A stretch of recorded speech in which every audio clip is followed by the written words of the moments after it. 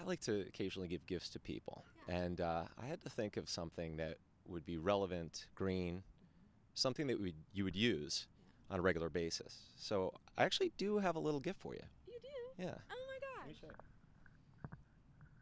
I brought you a toilet paper roll. Oh, I love it. So, magic. Oh, and I'm sure it's recycled, correct? It's recycled paper. Beautiful. And I'd love to see this core go into reuse somehow. Oh, it definitely will. Okay. Yeah, I'll Well- probably put it on the mantle for a little while, just as a reminder of our wonderful connection here and interview, and then I'll put it to good use. Okay. Very, very well. Okay. What is your fashion? What do you wear, and what type of things are you wearing now? Well, it depends on the event, of course. I got a little more dressed up for you guys.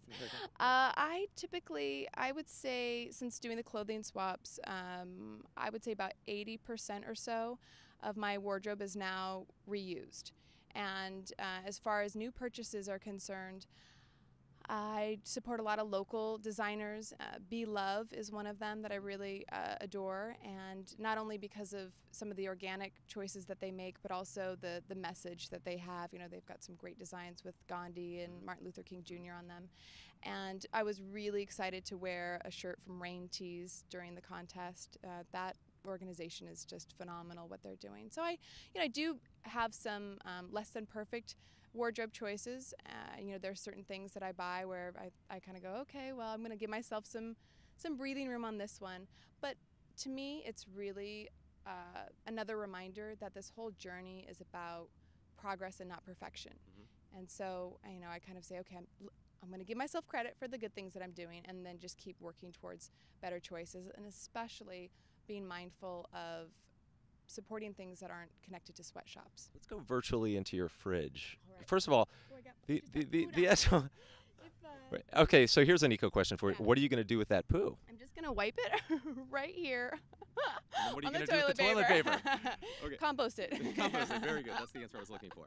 So now, as far as your refrigerator itself, Yeah. refrigerators are one of the most energy taxing things in one's house. Yes. In fact, it is the #1 energy drainer in one's house. Yeah. Do you have any sort of special refrigerator? Or We are a big supporter of Energy Star appliances. Energy Star appliances? Yeah, Okay.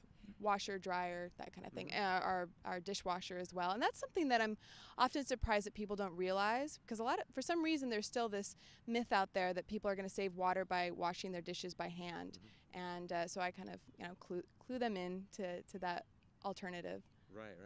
So in terms of the food that you buy that's in the refrigerator, what do you do in terms of purchasing food that might be different from someone else? Right. We go not only to Whole Foods, but our local farmers market, which I love. So that's really exciting. And as far as the food that we choose, I would say that about 85% of what we eat is organic. Almost everything that we buy is organic, and then there's some allowances with that number in terms of when we're eating out. And why do you buy organic? I buy organic for two major reasons. One, it's a great way to minimize your toxic exposure.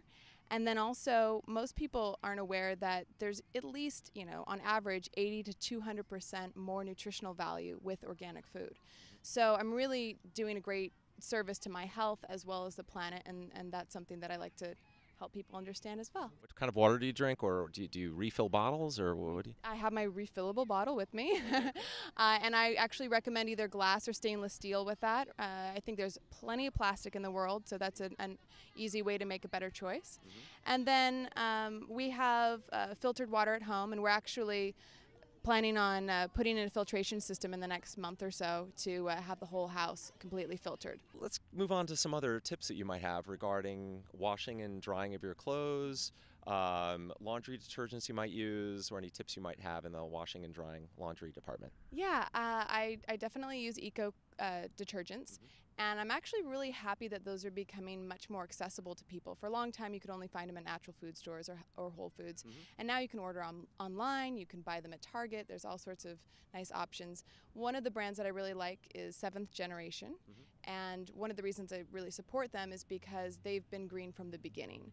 And I think that that's really important at a time when greenwashing is happening and people are kind of jumping on the bandwagon for profits and that kind of thing. So I want to make sure that I'm supporting companies that I believe in. And also, Ed Begley Jr. has a great product, which I'm sure you're aware of because you've met him. And he has a great spot remover, so that's nice for tougher stains and that kind of thing. I wash everything on cold. And as far as drying goes, that's one area where I think, okay, it'd be nice to be able to put things out on a line and air dry. Although because of our home businesses, Makes it tough. it makes it tough. So we have the Energy Star appliances.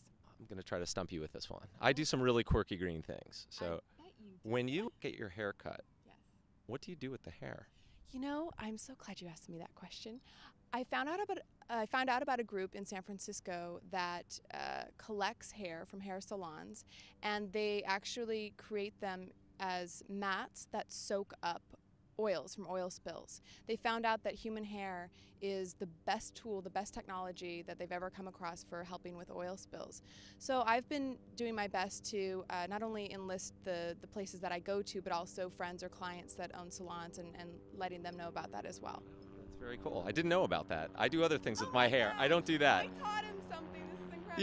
Yes. No, I actually, when I get my hair cut, I actually use the hair and I put it in my garden so that snails don't attack the vegetables. Oh, I didn't know you could use it for that. I do Yes. put it in the garden here and there. Yeah. It's kind of funny because sometimes the dogs come up and they start sniffing it, and then they've got hair. But yeah, dog mustache. yeah, exactly, and playing dress up. But that's a really good tip. Yeah, I'll have to try that out because I do have an organic garden. Yeah, terrific. Do you live in a house or do you live in an apartment? I live in a house. You live in a house? Yeah, Okay. and my husband and I chose a historical house for a couple of reasons. One, we just love classic LA architecture, and we live in a house that's Spanish Revival with Art Deco, so beautiful craftsmanship, but also because it's not new. And of course, when you buy a brand new home, there's a lot of outgassing that happens that exposes you to toxins and plus just where the resources are coming from. So our house was built in 1934.